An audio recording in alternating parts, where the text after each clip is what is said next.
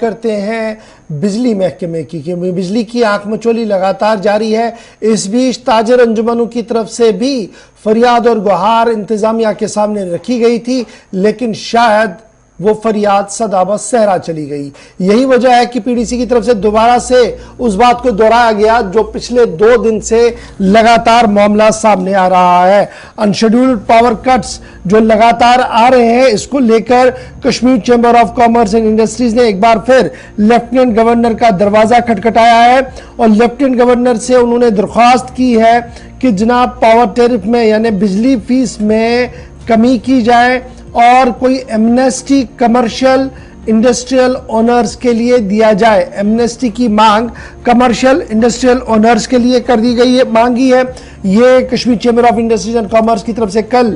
خط لکھا گیا ہے جی لیفٹیننٹ گورنر صاحب کو، اور اس کے ساتھ ساتھ آپ کو یاد ہوگا federation chamber of commerce and industries نے ڈیجیٹل میٹر جو لگے ہیں ان کو تبدیل کرنے کی بات سامنے آ رہی تھی، اور انہوں نے پی ڈی سی ایل سے یہ درخواست کی تھی کہ اس فیصلے پر نظر ثانی کرے۔ ادھر پی ڈی سی ایل کا بھی بیان سامنے آیا ہے۔ کمرشل یونٹ ہولڈرز کے لیے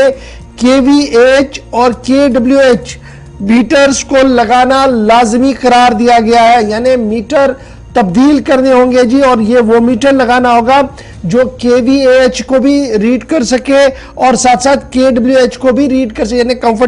جو کمفرٹیبل میٹر لگانے کی بات سامنے رکھی گئی ہے۔ کے پی ڈی سی ایل کی طرف سے صاف کر دیا گیا ہے کہ اس میں کوئی بھی رعایت نہیں کی جائے گی۔ Kashmir power development corporation limited نے ایک بار پھر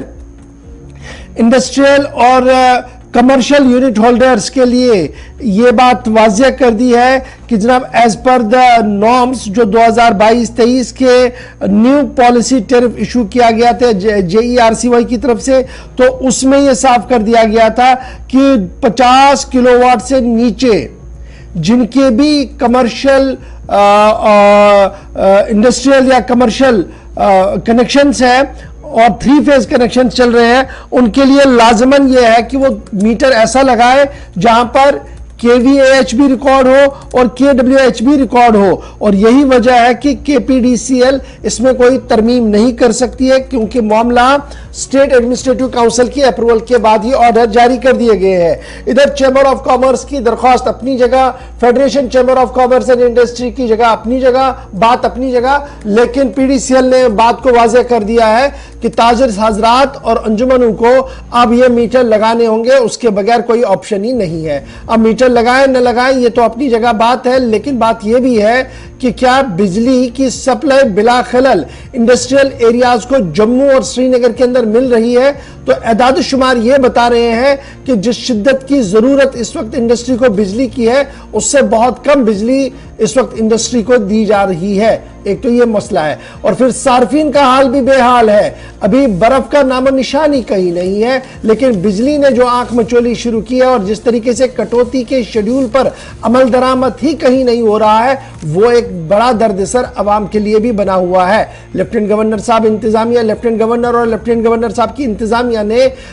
1 سال سے لگاتار اس بات کا ایشورنس دیا تھا کہ ایام سردی کے اندر بجلی کی پیداوار کو بہتر بنایا جائے گا، بجلی سپلائی کو یقینی بنایا جائے گا، اور ہر ممکن کوشش کی جائے گی کہ ایام سردی کے دوران کم سے کم شام کے اوقات میں، رات کے اوقات میں زیادہ کٹوتی نہ کرنی پڑے۔ لیکن اس کے برعکس اس وقت وادی کشمیر کے اندر دیکھنے کو مل رہا ہے بدترین بجلی بحران اس وقت پیدا ہو گیا ہے۔ صارفین اپنے طریقے سے پریشان ہیں اور حکومتی دعوے اپنے طریقے سے ہے کہ ماضی کے سالوں کے مقابلے میں رواں سال کے دوران ایام سردی جہاں بھی شروع ہوئی ہے تو بجلی پیداوار بھی کافی کم ہے، لیکن اس کے باوجود بھی بجلی کی فراہمی کو یقینی بنایا جا رہا ہے، اور ڈیجیٹلائزیشن کے بعد کی جو کئی علاقوں کے اندر کام شروع کیا گیا اس کا بہتر نتیجہ بھی دیکھنے کو مل رہا ہے۔ یہ انتظامیہ اور پی ڈی سی ایل کی طرف سے لگاتار کہا جا رہا ہے۔ فی الحال تاجر تیار رہے، ان کے لیے میٹر لگانے ہی ہوں گے،